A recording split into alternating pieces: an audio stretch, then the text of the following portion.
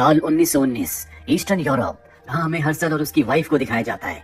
ये दोनों के दोनों ज्यूइश हैं। इनके गांव के ऊपर रशियन आर्मी ने हमला किया है, इसीलिए इन दोनों को अमेरिका में सिएटल आकर शिफ्ट होना पड़ता है, जहां हर्सल को एक अचार बनाने वाली फैक्ट्री में जॉब मिल जाती है। इस फैक्ट्री में बहुत गंदगी है और हर्सल का काम है कि यहाँ पर जितने भी चूहे हैं उन चूहों को मारना। हर्सल अपने काम में बहुत माहिर होता है, वो बहुत सारे चूहों को मारता है। उसके पास पैसे भी आ जाते हैं और उन पैसों से सबसे पहले वो अपने लिए और अपनी पत्नी के लिए एक एक कब्र खरीदता है जो आसपास ही होती है, ताकि मरने के बाद इन दोनों को आसपास ही दफना दिया जाए।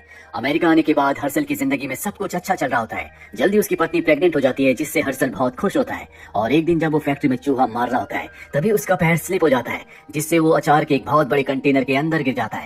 और ठीक उसी वक्त गवर्नमेंट इस फैक्ट्री को हमेशा के लिए बंद कर देती है, क्योंकि यहाँ पर बहुत गंदगी है। अनहाइजीन की वजह से लोग बीमार हो रहे हैं। हर्सल जिस कंटेनर के अंदर गिरा होता है, वो लोग उसका ढक्कन बंद कर देते हैं और हमेशा के लिए इस फैक्ट्री को सील कर दिया जाता है।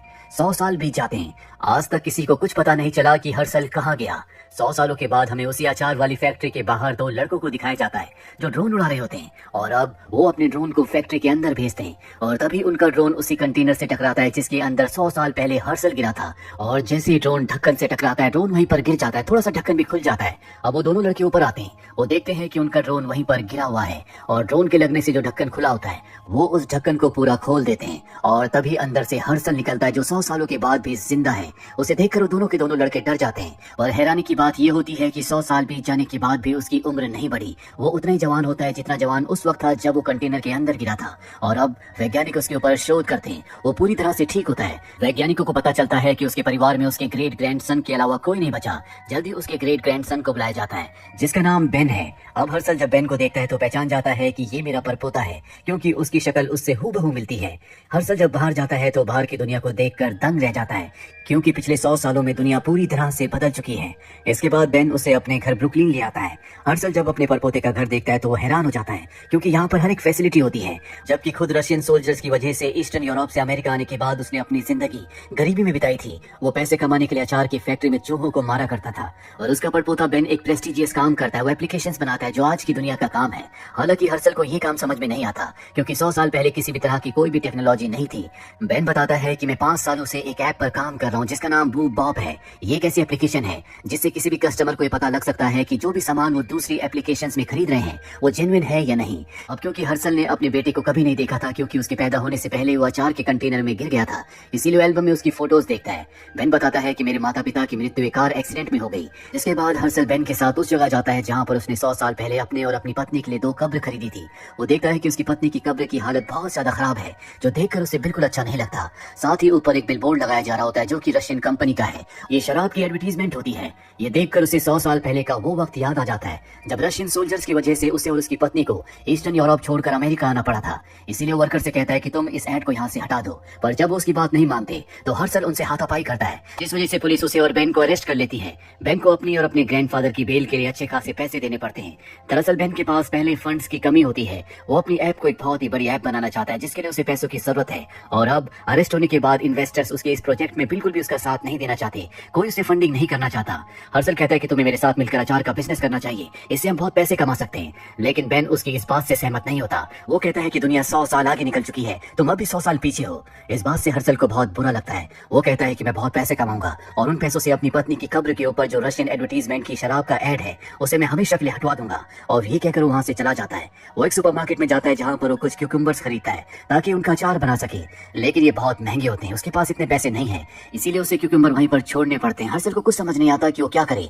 तभी उसकी नजर कूड़ेदान में जाती है जहाँ पर बहुत सारी रॉ सब्जियां लोगों ने फेंकी होती है। इनमें क्यूकम्बर भी होते हैं जो उसे चाहिए। वो क्यूकम्बर वहां से ले लेता है। साथ ही अलग अलग कूड़ेदान में जाकर वो अचार बनाने का सभी सामान इकट्ठा कर लेता है, जिसके बाद वो अचार बनाता है। और अचार बनाने के बाद जब वो शहर में बेचने के लिए जाता है तो लोग उसका अचार बहुत जल्दी खरीद लेते हैं, क्योंकि ना तो इसमें कोई केमिकल होता है, साथ ही मार्केट प्राइस से बहुत कम होता है। इसीलिए देखते देखते उसकी दुकान में भीड़ लग जाती है। वो कहता है कि जब तुम्हारा अचार खत्म हो जाए तो इसी डब्बे को वापस लाना, मैं इसी डब्बे में दोबारा अचार भर दूंगा। लोगों को लगता है कि वो कितना महान है, उसे प्रकृति की नेचर की कितनी चिंता है। वो नहीं चाहता कि हम बार बार चीजों को बनाएं जिससे प्रकृति को नुकसान होता है, लेकिन हर्षल दरअसल अपने पैसे बचाना चाहता था। अब सोशल मीडिया वाले भी उसे कवर करते हैं, जिस वजह से वो बहुत फेमस हो जाता है। उसके पास अब अच्छे खासे पैसे आने लगे हैं। वहीं बेन को दिखाया जाता है जिसके पास अब भी अपनी एप्लीकेशन के लिए पैसे नहीं आए, और एक दिन वो सोशल मीडिया पर अपने ग्रेट ग्रैंडफादर का यानी कि हर्षल का वीडियो देखता है। वो देखता है कि उसके अचार को लोग बहुत पसंद कर रहे हैं, वो बहुत पैसे कमा रहा है, जिस बात से उसे अच्छा नहीं लगता क्योंकि हर्षल ने उसे चैलेंज किया था और वो इस चैलेंज को नहीं हारना चाहता। इसीलिए वो हेल्थ डिपार्टमेंट को कंप्लेन कर देता है कि हर्षल अपने अचार को कूड़ेदान से उठाई हुई सब्जियों से बनाता है, जिसके बाद उसके काम पर रेड मारी जाती है, उसके काम को बंद कर दिया जाता है, साथ ही उस पर $12,000 का फाइन लगाया जाता है। उसने जितने पैसे कमाए थे अब सब के सब पैसे गवा दिए।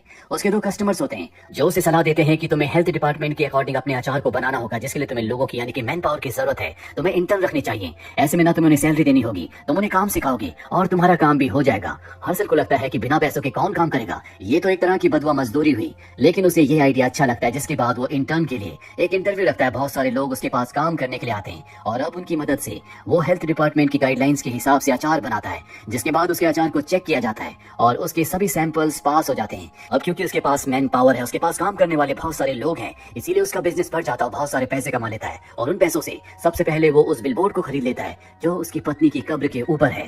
साथ ही वो इन्वेस्टर जिसके पास बेन गया था, बेन चाहता था कि वो उसकी एप्लीकेशन में उसके काम में इन्वेस्ट करे, लेकिन वो बताता है कि मैं तुम्हारी एप्लीकेशन में इंटरेस्टेड नहीं हूँ, बल्कि मैं हर्षल के अचार वाले बिजनेस में ज्यादा इंटरेस्टेड हूँ। और अब हर्षल उस बिलबोर्ड के पोस्टर को लेकर बेन के पास जाता है। वो खुशी मनाना चाहता है क्योंकि उसने वो कर दिखाया जो करना चाहता था, साथ ही वो बेन की मदद भी करना चाहता है, लेकिन बेन उससे बहुत ज्यादा जेलस होता है। बातों ही बातों में हर्षल पोलैंड के लोगों के बारे में कुछ ऐसी बातें बोल देता है जो आज से 100 साल पुरानी थी, जो कि कंट्रोवर्शियल है। इस बात से बेन को एक आइडिया आता है। वो कहता है क्यों ना तुम अपना ट्विटर अकाउंट बनाओ और ये सभी बातें उस पर कहो। हर्षल उसकी बात मान जाता है और वो सभी बातें अपने ट्विटर अकाउंट पर बोलता है, जिससे उसके खिलाफ बहुत सारे लोग हो जाते हैं, उसके बिजनेस को बॉयकॉट करते हैं, जिसमें उसके अपने इंटर्न भी होते हैं, लेकिन वो अपनी स्टेटमेंट्स को, अपनी सोच को नहीं बदलता।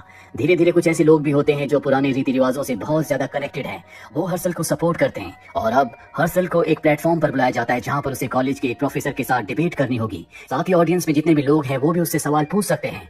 दरअसल क्रिश्चियनिटी फैलने की वजह से ही उसे ईस्टर्न यूरोप से अपनी पत्नी के साथ यहाँ पर आना पड़ा था। वहाँ भीड़ में बेन भी होता है जो अंधेरे का फायदा उठाकर उससे सवाल पूछता है कि क्रिश्चियनिटी के ऊपर आपको क्या कहना है।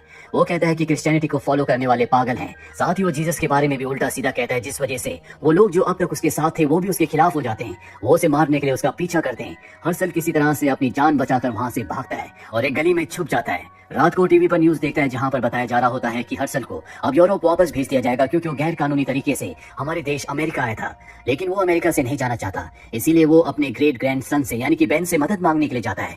वो कहता है कि मैं ईस्टर्न यूरोप ना जाकर कनाडा जाना चाहता हूँ, जंगल के रास्ते में बॉर्डर पार करके कनाडा चला जाऊंगा, वहीं पर अपना बिजनेस करूंगा, मुझे इसमें तुम्हारी मदद चाहिए। बेन उसकी बात मान जाता है और अब अगले दिन ये दोनों के दोनों जंगल के रास्ते होते हुए कनाडा के लिए निकल पड़ते हैं। रास्ते में बेन के हाथ में चोट लग जाती है, जो देखकर हर्षल अपने कपड़े का टुकड़ा फाड़कर उसके हाथ पर बांध देता है। दरअसल वो बेन से बहुत प्यार करता है, हालांकि बेन के लिए उसके दिल में कोई जगह नहीं है। अब रात हो जाती है, बहुत ज्यादा ठंड होती है, इसीलिए हर्षल बेन को अपने गले से लगाकर सो जाता है। अगली सुबह ये बॉर्डर तक पहुंच जाते हैं, पर अब बेन को अपने ग्रेट ग्रैंडफादर हर्षल के लिए बुरा लग रहा होता है। वो उन्हें सच बता देता है कि मैंने भीड़ से तुमसे क्रिश्चियनिटी के ऊपर सवाल पूछा था क्योंकि मुझे पता था कि तुम इसका आंसर क्या दोगी। ये सुनकर उन्हें गुस्सा आ जाता है और वो बेन को एक पंच मारते हैं, जिससे बेन बेहोश हो जाता है। और अब यहाँ पर आर्मी के लोग भी आ जाते हैं, लेकिन हर्षल छुप जाता है। उसके पास बेन का ट्रिमर होता है, जिससे वो अपनी बियर्ड को काट देता है। वो हूबहू बेन की तरह लगता है, इसीलिए वो आर्मी वालों के पास जाता है और उन्हें बताता है कि मेरा नाम बेन है, मैं एप्लीकेशंस बनाता हूँ। उन्हें बेवकूफ बनाकर वो वहाँ से निकल जाता है, जिसके बाद आर्मी वालों को असली बेन मिल जाता है, लेकिन वो उसे बेन नहीं बल्कि हर्षल समझते हैं, इसीलिए उसे गिरफ्तार कर लिया जाता है। उसके ऊपर केस होता है। हालांकि बेन बताने की कोशिश करता है कि मैं हर्षल नहीं हूँ, मैं बेन हूँ, लेकिन उसकी बातों पर कोई विश्वास नहीं करता और उसे ईस्टर्न यूरोप उसी गांव में वापस भेज दिया जाता है जहां से आज से 100 साल पहले हर्षल अमेरिका आया था। यहाँ पर किसी को इंग्लिश बोलनी नहीं आती। बेन बहुत ज्यादा परेशान होता है, इसीलिए ज्यूस लोगों के टेंपल में जाता है। वहीं हर्षल को सब कुछ पता होता है कि बेन के साथ क्या हुआ। उसे बेन के लिए बहुत बुरा लगता है। वो बेन के घर जाता है जहाँ पर वो बेन की तस्वीरों को देखता है। वो देखता है कि बेन ने बचपन में एक स्केच बनाया था जो कि उसके मॉम डैड का था। उसने अपने डैड का निकनेम बूप और अपनी मॉम का निकनेम बॉब रखा था और यही नेम उसकी एप्लीकेशन का भी था, जिससे हर्षल को एहसास हो जाता है कि उसकी नजरों में उसकी फैमिली की कितनी इंपॉर्टेंस है, जबकि हर्षल को अब तक ये लगता था कि उसे अपनी फैमिली की नेम की कोई भी परवाह नहीं है। इसीलिए हर्षल तय करता है कि खुद वो यूरोप जाकर बेन को वापस लाएगा। वो यूरोप में अपने गांव के उसी टेंपल में जाता है जो कि ज्यूस लोगों का है। वहां पर बेन होता है। वो बेन से माफी मांगता है और कहता है कि मुझे एहसास हो चुका है कि तुम्हारे दिल में अपने पेरेंट्स के लिए, अपने परिवार के लिए कितनी इज्जत है। तुम्हारे माँ बाप को तुम पर जरूर गर्व होगा। बेन भी उससे माफी मांगता है, जिसके बाद ये दोनों के दोनों उस झील के किनारे जाते हैं जहाँ पर हर्षल कभी अपनी वाइफ के साथ घूमने जाया करता था। ये अमेरिका आ जाते हैं, जहाँ ये तय करते हैं कि अचार के बिजनेस को एक बार फिर से शुरू करेंगे।